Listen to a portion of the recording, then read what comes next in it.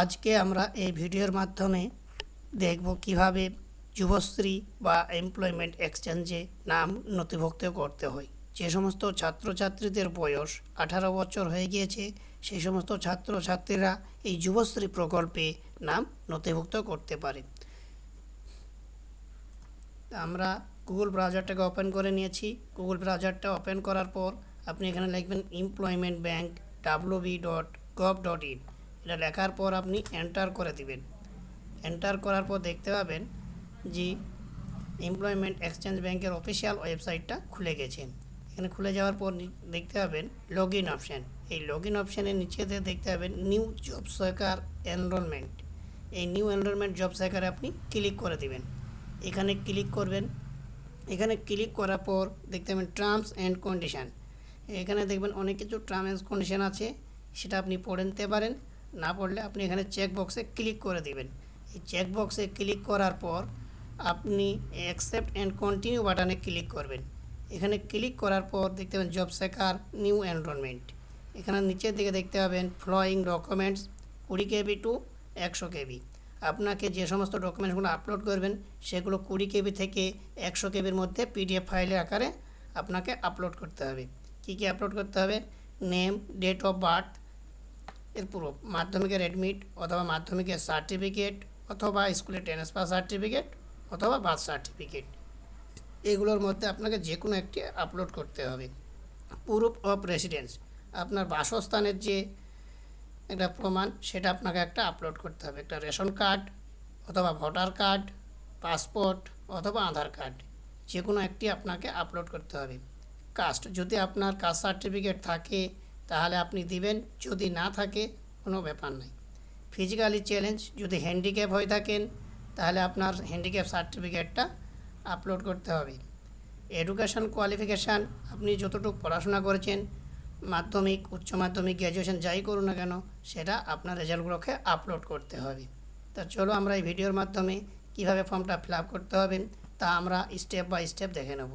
তা বন্ধুরা, যদি আমার এই চ্যানেলের ভিডিওটি ভালো লেগে থাকে তাহলে আমার চ্যানেলটিকে সাবস্ক্রাইব করে দিয়ে অন নোটিফিকেশান বাটনটি ওকে করে দিয়ে পাশে থাকার জন্য আমরা এই চলো দেখে নিই এই ফর্মটা ফিল আপ করে।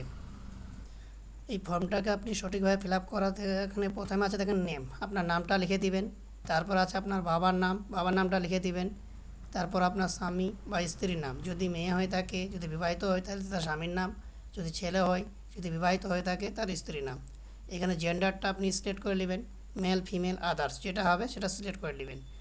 কাস্ট সার্টিফিকেট, যদি আপনার OBC, SC, ST সার্টিফিকেট থাকে তাহলে দিবেন, যদি না থাকে জেনারেল করে দিবেন। রিলিজিয়ান, ধর্মটাকে আপনি এখানে সিলেক্ট করে নেবেন, যেটা হবে সেটা সিলেক্ট করে নেবেন। এখানে আপনার ডেট অফ বার্থটা এন্ট্রি করে দিবেন। এখানে ফিজিক্যালি চ্যালেঞ্জ, প্রতিবন্ধী, হ্যান্ডিক্যাপ কিনা সেটা আপনার জানতে চাওয়া হয়। যদি হ্যান্ডিক্যাপ থাকে তাহলে ইয়েস করবেন। ইয়েস করলে আপনি কী সম্বন্ধে হ্যান্ডিক্যাপ আছেন সেটা আপনাকে এখানে এন্ট্রি উল্লেখ করতে হবে এবং পার্সেন্টেজটা লিখতে হবে। যদি না থাকে তাহলে ন করে দিবেন।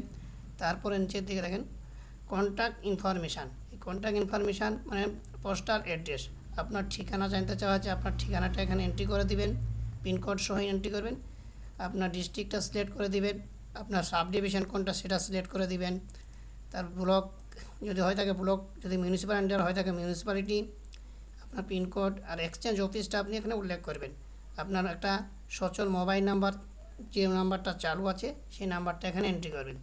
আপনার যদি ইমেল আইডি থাকে তাহলে ইমেল আইডি ঘরে বসাবেন, যদি না থাকে দিবেন না। আধার নাম্বার, এখানে আধার নাম্বারটা এন্ট্রি করে দিবেন। নিচের দিকে স্ক্রল করে আসবেন, এডুকেশনাল ডিটেলস, শিক্ষাগত যোগ্যতা। এখানে আপনার শিক্ষাগত যোগ্যতা কতটুকু সেগুলো জানতে চাওয়া হচ্ছে। আমি মাধ্যমিকটা সিলেক্ট করে দিলাম। মাধ্যমিক আপনি কোন বোর্ড থেকে পাস করেছেন সেটা দেবেন। West Bengal board of secondary education না মাদ্রাসা board, West Bengal board of মাদ্রাসা এডুকেশন, আপনার যেটা হবে সেটা উল্লেখ করে দিবেন।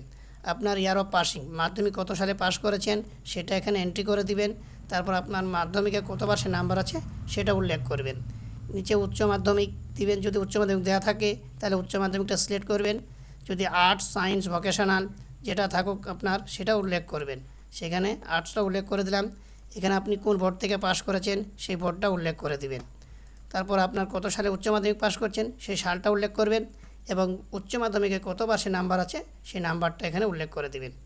নিচের দিকে দেখবেন ল্যাঙ্গুয়েজ, ভাষা, আপনার বেঙ্গলি ক্লিক করবেন, read, right, speak, speak fluently এগুলো ক্লিক করে দিবেন এবং ইংলিশটাকে রিড, রাইট করে দেবেন। ফিজিক্যালি মেজারমেন্ট, শারীরিক মাপজোপ, হাইট আপনি দিতেও পারেন, নাও দিতে পারেন। যদি দেন তাহলে আপনার হাইটটা দিবেন এবং ওয়েট দিয়ে দেবেন, চেস্ট দিবেন।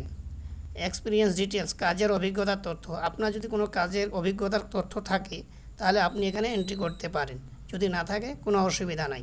নিচে থেকে এডিশনাল ইনফরমেশান, অতিরিক্ত তথ্য, প্রুফ অফ রেসিডেন্ট, বাসস্থানের প্রমাণ, আপনি এখানে দেখেন ration card, voter card, passport, Aadhaar card, এই চারটের মধ্যে আপনাকে যে কোনো একটা সিলেক্ট করতে হবে এবং সেই আইডি প্রুফ নাম্বারটা এখানে আপনাকে এন্ট্রি করতে হবে।